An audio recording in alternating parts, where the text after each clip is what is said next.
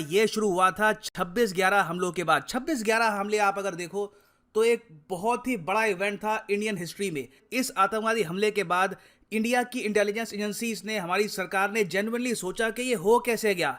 पाकिस्तान से आतंकवादी यहाँ पर सीधा मुंबई में आ गए, ये इतना बड़ा टेररिस्ट अटैक कर दिया। उसके पहले भी आप अगर देखो, आतंकवादी हमले से पहले डेविड कोलमैन हेडली नाम का एक इंसान था, वो पूरे इंडिया में आराम से घूमता गया, कई बार ताज होटल में भी गया, उसने कई फोटोज ली। और डेविड कोलमैन हेडली काफी बार इंडिया से जाता रहा पाकिस्तान में, और फिर पाकिस्तान से जाता रहा यूएसए में। और एक आदमी जो इतने अजीब तरीके से लगातार कई महीनों से ट्रैवल कर रहा है, हमारी इंटेलिजेंस एजेंसीज ने उस पर भी कभी शक नहीं किया, उसने भी चुपचाप अपना काम कर लिया और उसी के बनाए हुए प्लान्स पर बाद में पाकिस्तानी आतंकवादियों ने भारत पर अटैक किया। तो जो 26/11 के हमले थे वो सिर्फ 3 दिन का इंटेलिजेंस फेलियर नहीं था, it was an intelligence failure of many years. और इसीलिए जब ये अटैक हुए उसके बाद उस वक्त के हमारे जो गृह मंत्री थे पी चिदम्बरम, इन्होंने डिसाइड किया कि भारत के इंटेलिजेंस नेटवर्क को ओवरऑल अपग्रेड करने की आवश्यकता है।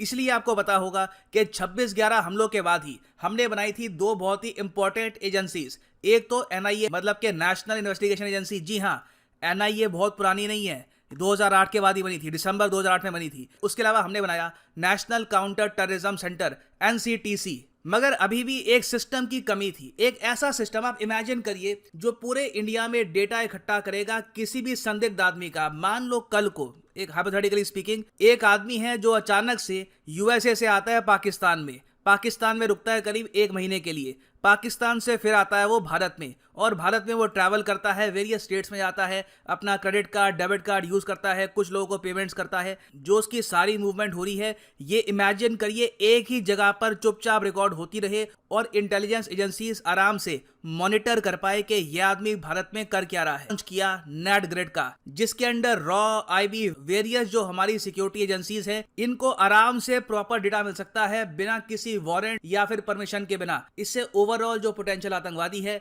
उस पर नजर रखना हो जाएगा काफी आसान, और इंटेलिजेंस एजेंसीज बिना किसी रोक टोक के अपना काम प्रॉपर्ली कर पाएंगी। बताया यह जाता है कि इंडिया के पास अगर नेट ग्रिड का सिस्टम होता 2006-2007 के आसपास, तो डेविड कोलमैन हेडली को हम पहले ही पकड़ लेते और शायद 26/11 हमले कभी होते ही ना। Now under doctor Manmohan Singh net grid के लिए पैसे एलोकेट किए गए 3,400 करोड़ रुपए। अब आप कहोगे 3,400 करोड़, क्या ये मतलब कोई फौज बनेगी क्या इसकी? तो इसका आंसर है नहीं। यही सबसे यूनिक बात है। नेट ग्रिड कोई एजेंसी नहीं है, ये कोई रॉ, आईबी की तरह या फिर एनआईए की तरह कुछ हम नहीं बना रहे। ये बहुत ही सिंपल भाषा में एक औजार है, ये एक डेटाबेस का कंपाइलेशन होगा। इसके हेडक्वार्टर्स होंगे, सर्वर्स के लिए एक अलग से सेंटर होगा, वो सब मैं आपको बताऊंगा। मगर जो ये 3,400 करोड़ है, इससे भारत अपनी इंटेलिजेंस एजेंसीज को काफी स्ट्रांग बनाने वाला था। मगर ये जो पूरा प्लान है अचानक से रुक गया, इस पर काम ही होना बंद हो गया। पैसे एलोकेट कर दिए गए, डिसाइड कर लिया गया कि बनाना है, नाम भी यहाँ पर तय हो गया, मगर इसका जो काम है फिर 2012 के आसपास बिल्कुल स्लो डाउन हो गया। फिर जो नई सरकार बनी 2014 में, उन्होंने डिसाइड किया कि नेट ग्रिड को वापस जिंदा करो, इसकी आवश्यकता है। और आज के समय सिंस तालिबान अफगानिस्तान में वापस आ चुका है, रशिया जैसी कंट्रीज कह चुकी है कि इन द फ्यूचर भारत पे हो सकता है आतंकवादी हमला, तो अब तो बिल्कुल सही टाइम आ चुका है कि हम नेट ग्रिड को जल्द से जल्द एक्टिवेट कर ले। और नेट ग्रिड के बाद अब एक सीईओ भी है, जी हाँ, चीफ एग्जीक्यूटिव ऑफिसर भी है नेट ग्रिड के, इनका नाम है आशीष गुप्ता। ये एक आईपीएस है और ये आज के समय चला रहे हैं नेशनल इंटेलिजेंस ग्रिड को। अब यहाँ पे आप कहोगे चला रहे हैं तो मतलब लॉन्च हो चुकी है? नहीं, अभी देखो बेसिक लेवल पर इसकी फॉर्मेशन हो रही है, इसको बनाया जा रहा है कि कैसे ये काम करेगी, किसको इसका एक्सेस मिलेगा, कौन कौन सी एजेंसीज नेट ग्रिड नाम का जो ये औजार है इसको इस्तेमाल कर पाएगी। तो अभी के लिए डिसाइड ये किया गया है कि ये सारी जो एजेंसीज हैं जो प्राइमरली केंद्र सरकार के अंडर आती हैं, वो सब यूज कर पाएगी नेट ग्रिड के डेटाबेस को। Central bureau of investigation, DRI, directorate of revenue intelligence, उसके अलावा रिसर्च और एनालिसिस विंग, रॉ, आईबी, ये सारी एजेंसीज प्रॉपरली नेट ग्रिड का जो ये डेटाबेस है इसको प्रॉपरली एक्सेस कर पाएगी। और नेट ग्रिड का एक हेडक्वार्टर भी ये डेवलप कर रहे हैं, ये ऑलमोस्ट कंप्लीट हो ही चुका है दिल्ली में। और उसके अलावा एक डेटा रिकवरी सेंटर भी ये बना रहे हैं इन बेंगलुरु। तो इन वेरी सिंपल वर्ड्स, कल को अगर मान लो एक आदमी है वो बड़े अजीब तरीके से शॉपिंग कर रहा है, लगातार कई महीनों तक वो गायब रहता है, अचानक से सामने आता है, क्रेडिट कार्ड या डेबिट कार्ड से लाखों रुपए की शॉपिंग करता है, कुछ अजीब सी आइटम्स परचेज करता है, फिर गायब हो जाता है, इंडिया के बाहर अजीब तरीके से ट्रैवल करता है, उसकी बेसिकली जो मूवमेंट है बहुत ज़्यादा सस्पिशियस है।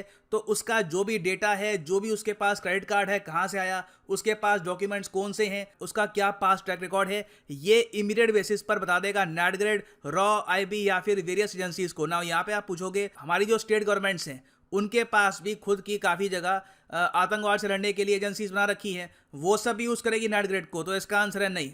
अभी के लिए स्टेट गवर्नमेंट की जो एजेंसीज हैं वो नेटग्रिड को इस्तेमाल नहीं कर सकती। हाँ, एक रास्ता है, मान लो कि महाराष्ट्र में एटीएस है, एंटी टेररिज्म स्क्वाड, वो यूज़ करना चाहती है नेटग्रिड को, तो वो लोग बात कर सकते हैं आईबी से, इंटेलिजेंस ब्यूरो से, और उनके थ्रू वो लोग नेटग्रिड को इस्तेमाल कर पाएंगे। तो इस तरीके से पूरा सिस्टम काम करेगा। और मैं आपको ये बता दूं कि ऑलमोस्ट एक यूएस स्टाइल इंटीग्रेशन हो चुकी है हमारी इंटेलिजेंस एजेंसीज की और साथ में नेटग्रिड की। This will make India much much safer. Now यहाँ पे आप पूछ रहे होंगे कि नेटग्रिड की फिर आलोचना